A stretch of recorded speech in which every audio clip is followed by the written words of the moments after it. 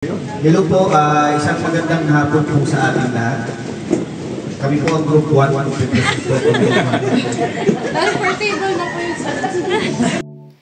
Hi guys! Welcome sa aking vlog.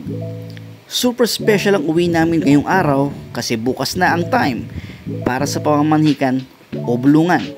So samahan nyo ako sa isang journey sa aking life. After shift, rekta prep na tayo. Syempre breakfast muna bago umalis para fuel tayo bago sumabak sa kalsada. Just to share, first time mag-meet ng families namin. May konting kaba, pero mas excited kasi finally, this is it. Magmi-meet na ang dalawang pamilya.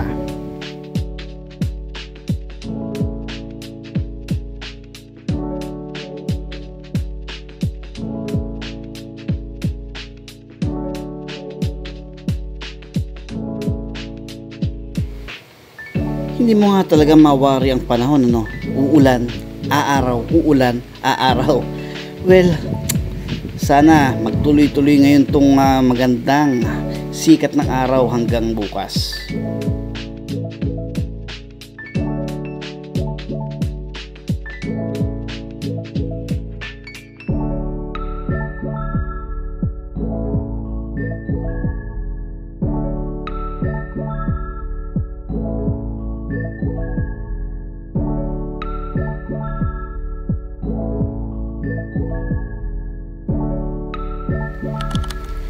Sunday, September 14. This is it. The pamamanhikan o bulungan dito sa Batangas. Unfortunately, maulan ng umaga. Non-stop pero mahina lang. Pero syempre, it won't stop us today. Para sa akin, ito ay way of God na nagbibigay ng kanyang blessing sa araw na ito. Sabi nga ng mga taga Batangas, tuloy ang bangi. Let's start the day with the ever loyal companion ng mga kabatang rain or shine. Lomi agad yan. Dito lang sa Cheat Day Lomi House, San Jose, Batangas. Suwabe ang lasa ng lomi nila dito guys. Visit nyo sila. At hindi lang lomi kasi masarap din ang mga putahe ni Tito Bricks. Shoutout po pala sa inyo Tito Bricks at Tita Presi. At kung taga San Jose ka, perfect magpaluto dito for family gatherings at handaan. Kaya para sa aming pamamanhikan, dito kami nagpaluto. Sa wakas, paunti-unti nang tumila ang ulan at nagsisimula na rin magdatingan ng aming mga bisita. Syempre, nandyan ang family ko all the way from Manila, pati relatives ni fiancé. Before we start the agenda, kain time muna. Mas maganda mag-usap kapag busog lahat, di ba? Madami tayong food na prepare para sa araw na ito. Meron tayong potato marble, pesto pasta, pansit lang, fish fillet, beef caldereta, pork rosemary, Shanghai at desserts like egg pie na regalo ng pinsan ni fiancé. Meron ding bawan laundress mula sa family niya para matikman din ng family ko ang delicacies ng Batangas. Aba, syempre hindi mawawala yung biko Tradisyonal ng pampatamis at pampalapit ng samahan. May ubi leche flan din dala ng family ko all the way from Manila. At syempre, Batangas goto na luto ni daddy ni fiancé na first time matitikman ng family ko. Pampahulas pa. Fusion talaga ng delicacies from Batangas and Manila.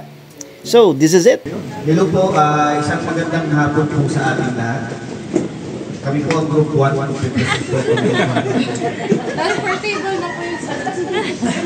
Anyway po, maraming salamat po. Una po sa lahat, gusto ko pong magpasalamat po sa presence po ninyo na pumunta on behalf po ng ating family. Kaya niyo po i-introduce ko po sila sa inyong corporate.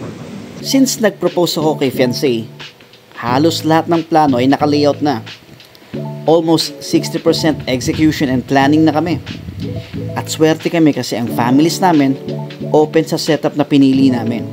Ngayon, time to share it with them officially.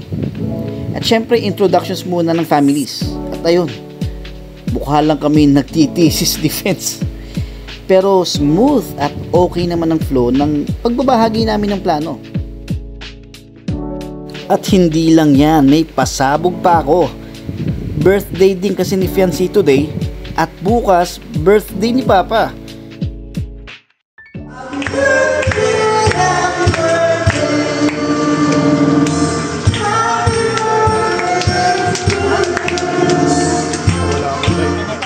Happy birthday to you. Happy birthday, happy birthday. Happy birthday to you. Happy birthday to you. Happy birthday to you. Happy birthday, happy birthday. Happy birthday to you. All in all, success ang pamamanhikan at naging puno ng kulitan, tawanan at magagandang memories ang araw na ito. Thank you for watching!